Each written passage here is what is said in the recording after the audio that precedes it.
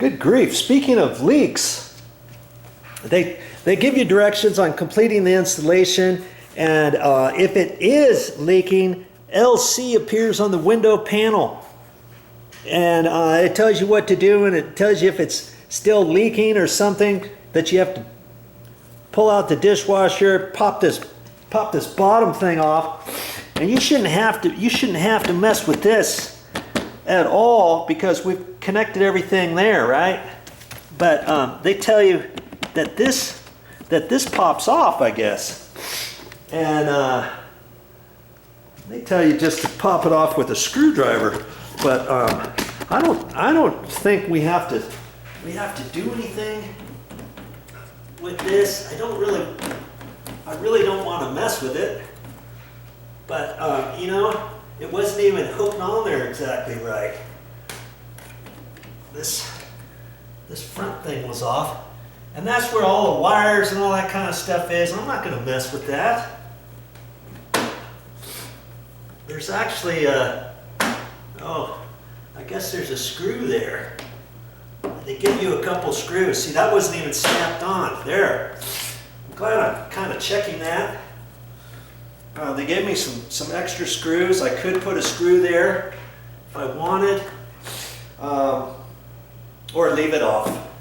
Okay, but it gives you directions on if anything starts leaking and all that kind of stuff. And like I say, every dishwasher is different. So I'm just going step by step on what I'm to do with this. You can do the same thing, even if your dishwasher is different. As long as you go step by step, read the directions, take your time. Don't just say, oh yeah, I got 2 hours before I have to go somewhere, I have to go to a meeting, yeah, I can get it in. And you try to ramrod it all in, and you forget a couple steps, and you don't read the proper directions to your particular dishwasher, and you find out there was something you didn't do that you probably should have had you have taken your time. And that's what I'm doing. I'm taking my time with this, and I'm making the videos along the way so that you can see that if I can do it, an average Joe, of course you can do it too. I can't stress to you how important it is to make all of this stuff snug and not over tight, but tight enough to where it's not going to leak. It kind of bums me out that I won't be able to leave the toe kick off and then shine a flashlight underneath there to double check and make sure my fittings aren't leaking back there or anything like that, because I'll never be able to know until once upon a time, if it does leak and it starts running out the front, then I'll know that I'll have to pull everything out, because they don't make dishwashers like they used to. They used to be able to see all of your connections underneath your dishwasher by just removing your toe kick. But see, nowadays you just can't do that. And I don't know. Yeah, see, this, you can't unscrew that, and there's nothing under there. So however they design it, that's just how it works.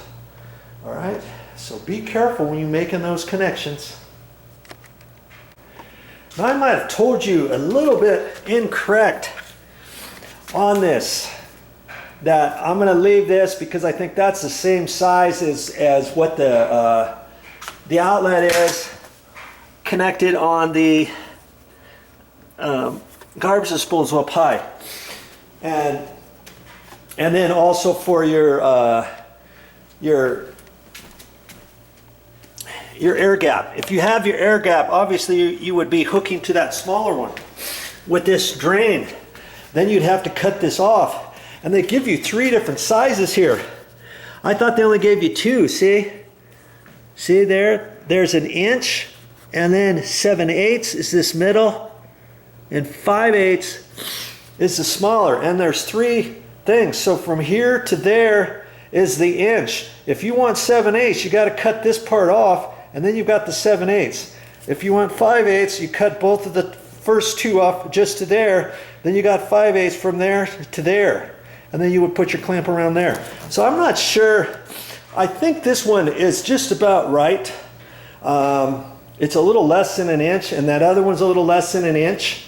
And this next one says 7/8, but I'm not going to cut that unless I really think I have to, and I won't do that until I take the dishwasher, slide everything through there. Then I can check that.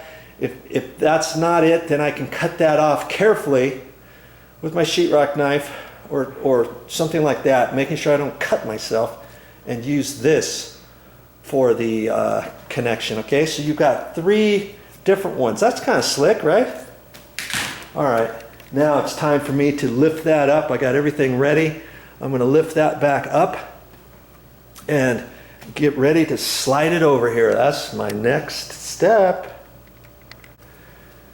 And obviously, when you're working on this, you don't want to fold something down on the back of this and crinkle this or break that or smash it or anything. And that's why I've been real careful with this. You don't want to set this down on your pipes or anything like that. Just be careful with it, slow and go, and you'll win the race.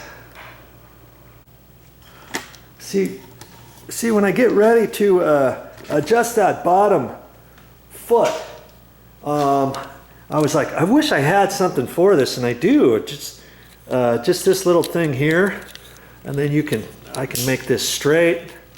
I put it just at an angle, or I can do that to tighten her down.